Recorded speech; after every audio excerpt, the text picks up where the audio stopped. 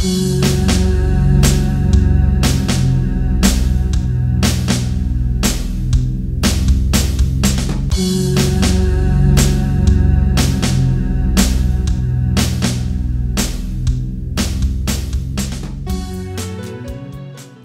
online forums of motorcycle groups, this is not an uncommon problem. The rubber fork gaiters on the Royal Enfield do not fit very well. They do not have an ideal inner diameter. They hug the forks a little too tightly, resulting in stretching or bunching up of the gaiter. I think it's time that we tidy this up. I've seen a lot of discussion on different forums, people trying to find a suitable replacement. Some people have been successful with rubber gaiters of a different manufacturer. I'm going to try something a little different. I've not been able to find a lot of information as far as this application for a Royal Enfield. I have some Neoprene Fork Gaiters. These are made by Proline. The size on these is a 41 by 220. And we're going to take the forks off and install these and see how well they work.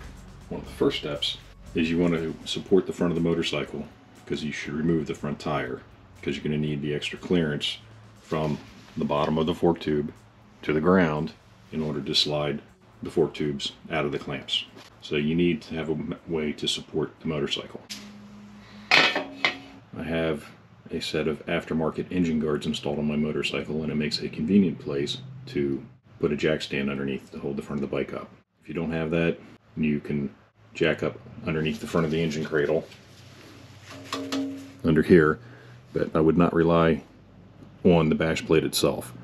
If you're going to jack it up in the middle and support it in the middle, run a piece of wood that's long enough to cover both of the frame rails so that the weight of the motorcycle is not on the bash plate. If you've never removed one of the tires off of your Royal Enfield Himalayan, this is a perfect opportunity to get acquainted with the toolkit that's underneath your seat. Inside your toolkit, you'll see this wrench with a 24mm. This fits both the front and rear. There's also an extension tube.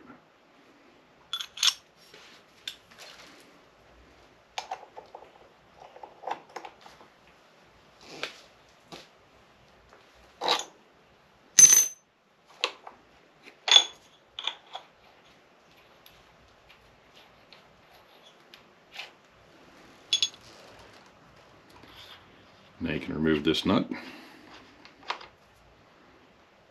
and the associated washer.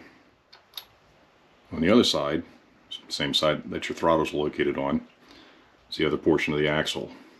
It's held in by a retaining bolt. This is also a 6mm hex head bolt.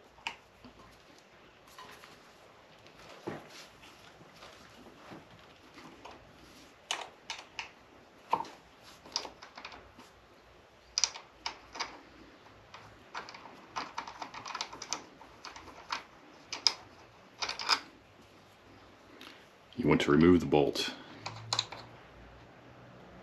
to make sure that it's not pinching on the axle. Now when you slide this axle out, the tire will fall free. Pay attention, there's a spacer right here.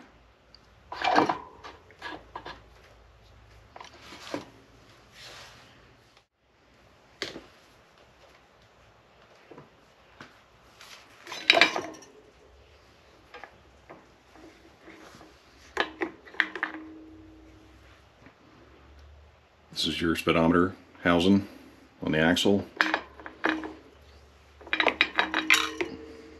Hang that off to the rear. Pull the tire out of the way. So the speedometer housing is hanging free. There's a rubber bung here on this bracket. You need to pull it out of there and support this up over the handlebars. So on the left fork tube, which is the clutch side, if you're looking at it from the handlebars, there are a couple things you need to be aware of. You have an ABS sensor here, and then you have your brake caliper. These need to be removed off of the fork tube before you can pull the fork tube out. You also need to pay attention to the bracket here, which keeps the brake line and the ABS line captive. When the forks are going up and down, you need to pull these out of that bracket and have a way to support this brake caliper. You need to support the brake caliper once it comes off. You don't want it hanging by this banjo joint down here.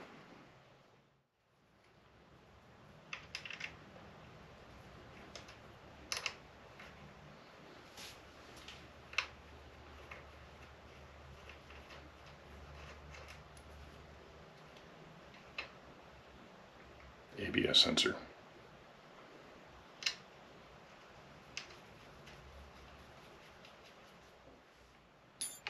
My ABS sensor line is secured to the fork where the brake caliper mounts up with a zip tie, so I need to clip that and get it off.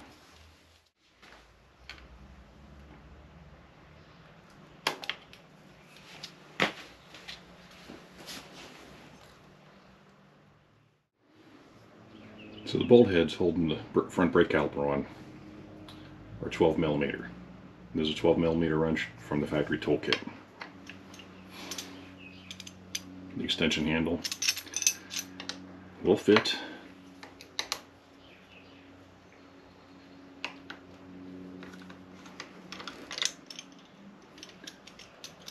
And provides a little bit of extra torque needed to loosen these bolts.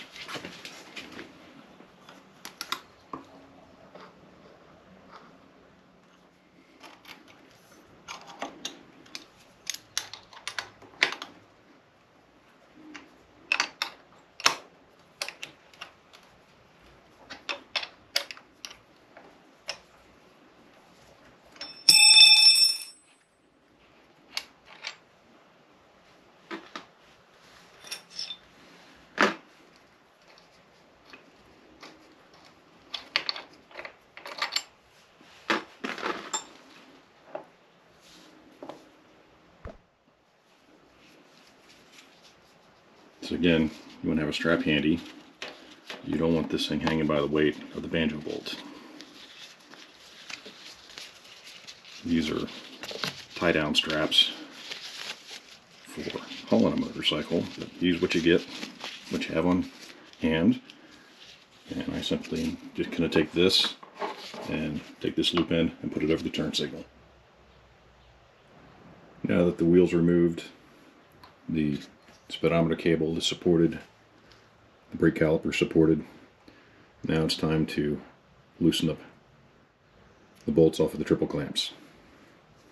6mm hex wrench included in the toolkit. These are going to be kind of snug,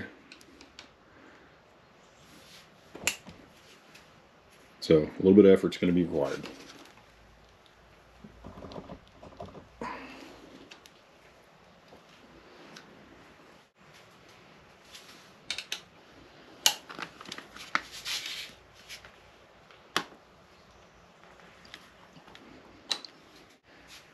I tried to loosen it with the 6mm hex key included with the toolkit.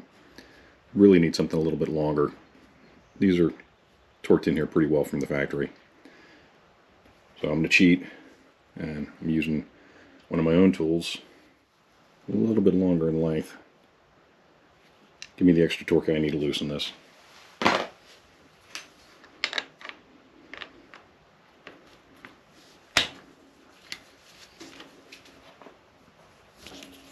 There we go.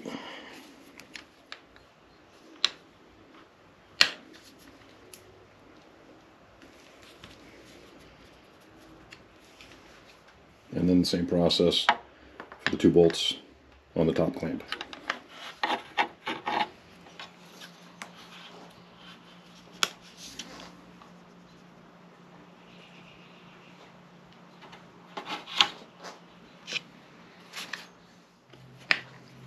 Same, 2 bolts, 6mm heads.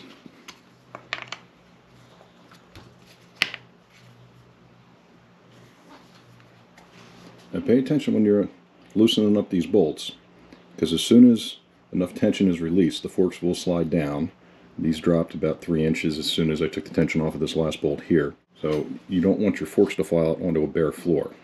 Be prepared, they will slide down. And I put a cardboard box underneath the forks to protect them from landing on the concrete, just in case they slip all the way out. There you have it. Forks are removed. Now it's time to clean them up a little bit,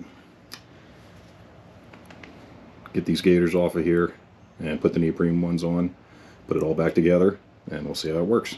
If you're not familiar with how the gaiters are held on, the top portion has a metal circlip.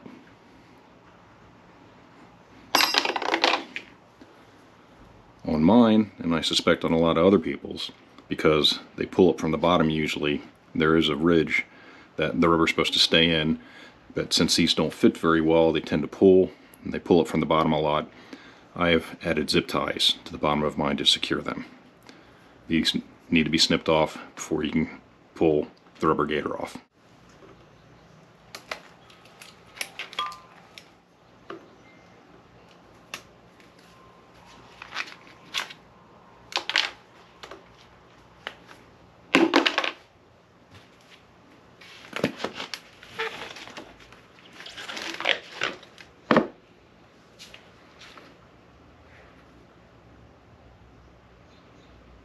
The main problem with these are the ridges on the inside. The inside diameter is too narrow. It needs to be widened a little bit. I noticed on the new Hunter model, the rubber gaiters are extremely loose, and you can sit there and move them around on the forks. So maybe Royal Enfield got the hint.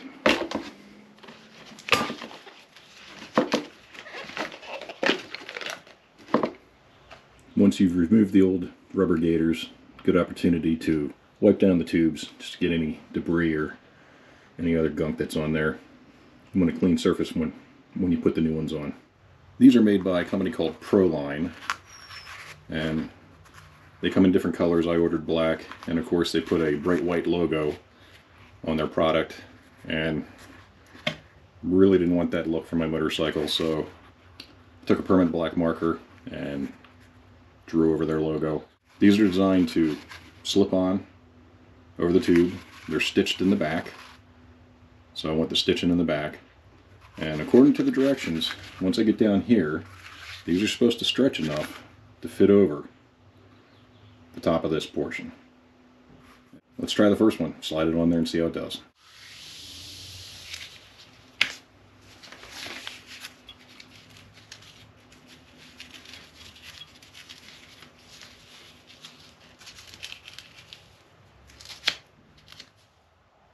Neoprene gaiters installed. Zip tie the bottom of each to hold it on. Now put everything back where it's supposed to go. Tighten everything up. I'll look through the service manual and add some torque values for the fasteners in the description below. So everything's tightened back up, and I compressed the front forks a few times just to see how it would sit. I did wind up adding another zip tie to the top, just like the zip tie at the bottom. The 41mm by 220mm length left about a finger's width at the top after I'd secured it down here. They were equal, and that's really the problem with the original stock gaiters, is one was always hanging up and the other one seemed to stretch out further than the other one. So I added these top and bottom. We'll see how effective it is when I go for a ride. The Sharpie I used to cover up the logos isn't horrid. You can kind of still see it's there, but when I'm riding, I can't see it. Well, let's take it for a ride and see how it does.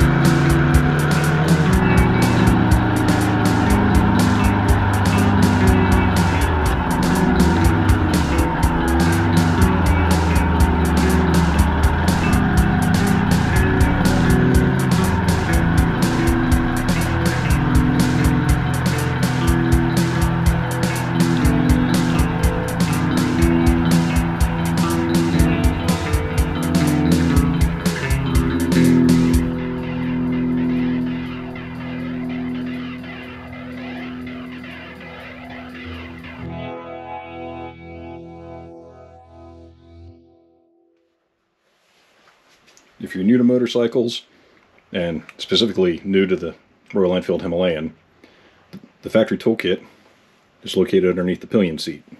There's a keyhole access. Takes a standard ignition key.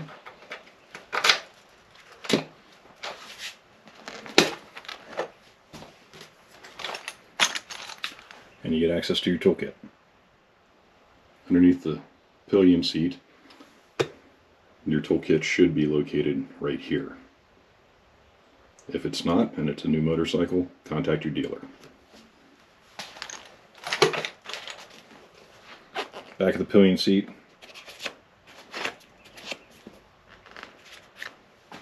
has this notch hanging off the end of it. There's a recess underneath the tail light that it fits into, and it clicks back down, and you're nice and secure. But that's where the toolkit is.